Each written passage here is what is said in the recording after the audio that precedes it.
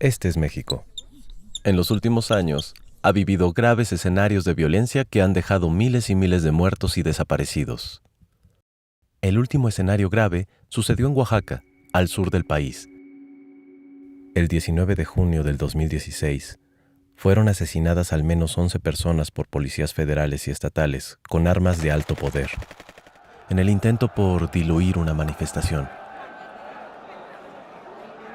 Este conflicto ha dejado más de 60 presos políticos en el estado. Los maestros y pobladores se manifestaban contra la reforma educativa, como en muchos lugares del país. Pero ¿por qué maestros y ciudadanos se oponen a esta reforma? Veamos. En 2013, diputados y senadores aprobaron la reforma educativa por iniciativa del presidente Enrique Peña Nieto. Lo hicieron protegidos por miles y miles de granaderos. Bueno, aquí solo pondremos unos cuantos. Las protestas ya existían, pero no les importó escuchar las voces de especialistas en el tema, maestros y padres de familia.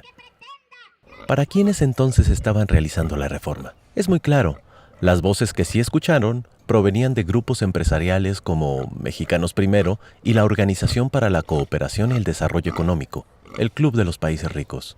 Uno de los pilares de la reforma educativa es la evaluación a los maestros por lo menos cada 4 años. Esta evaluación pretende medir la idoneidad del maestro.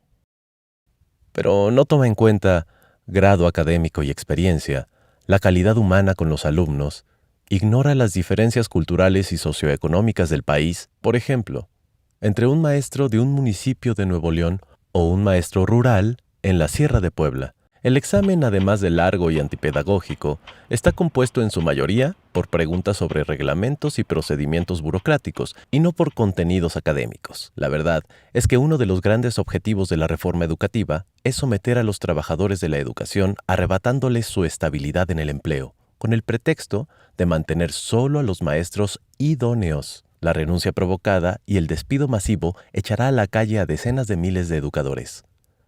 Pero, ¿quién evalúa a los maestros?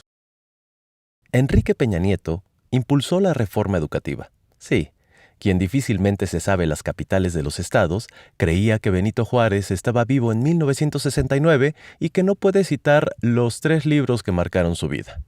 Este hombre, preocupado por la educación, tiene la facultad de nombrar al Consejo Directivo del Instituto Nacional de Evaluación Educativa. El INE, que evalúa a los maestros, es opaco y propenso a la corrupción. La evaluación que aplicará permitirá controlar y vigilar a los maestros al decidir su permanencia en el empleo. Los nuevos maestros serán despedidos sin responsabilidad para el gobierno, pues la ley deja fuera a tribunales de conciliación y arbitraje.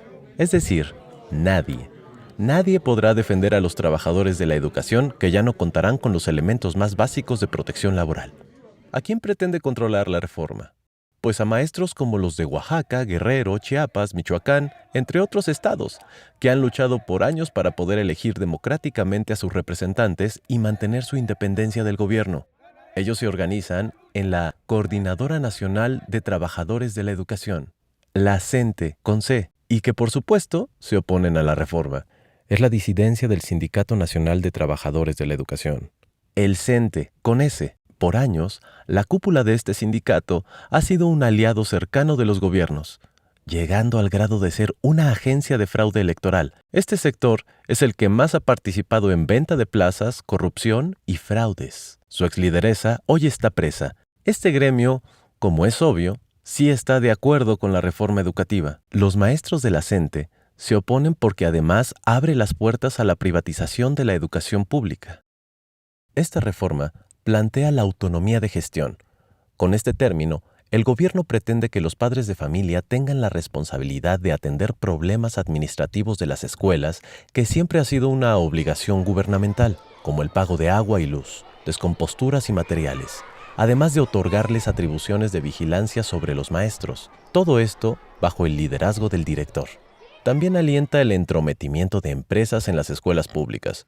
No es exagerado decir que la complicidad de empresarios con gobiernos corruptos, como los que tenemos, harán de la educación un jugoso negocio a costa de los padres de familia. Para nadie es un secreto la gran crisis del sistema educativo mexicano. Este sistema está formado por autoridades educativas, infraestructura, maestros, alumnos, programas de estudio y materiales. De todos estos componentes, el gobierno y los medios de comunicación han fabricado a un solo culpable de esta crisis: los maestros. Pero en México se siguen implementando planes de estudio de hace 15 años. Desde que se impuso la reforma, no se habla de estrategias pedagógicas o invertir en ciencia y tecnología. Hemos llegado al punto en que los libros de texto gratuitos tienen faltas de ortografía y errores científicos. Este año se le quitaron 3.660 millones al presupuesto de la Secretaría de Educación Pública. ¿Le interesa al gobierno la educación de los ciudadanos? Los maestros que se han movilizado contra esta reforma no han dejado de ser llamados huevones, vándalos, privilegiados. Los medios de comunicación hacen una campaña de odio. Seamos sinceros. ¿Qué privilegio puede tener una maestra oaxaqueña de primaria que en promedio gana 8,000 pesos mensuales al lado de los verdaderos privilegiados? Muchos mexicanos no tenemos estabilidad laboral, seguridad social, jubilación, vacaciones, ya no se diga aguinaldo. Nos molesta la lucha de los maestros, pero la precariedad laboral no tiene que ser generalizada. En lugar de oponerte a los maestros en lucha, quizás sería buena idea recobrar juntos los derechos que nos han quitado. En conclusión, la reforma educativa es una contrarreforma porque nos regresa al pasado.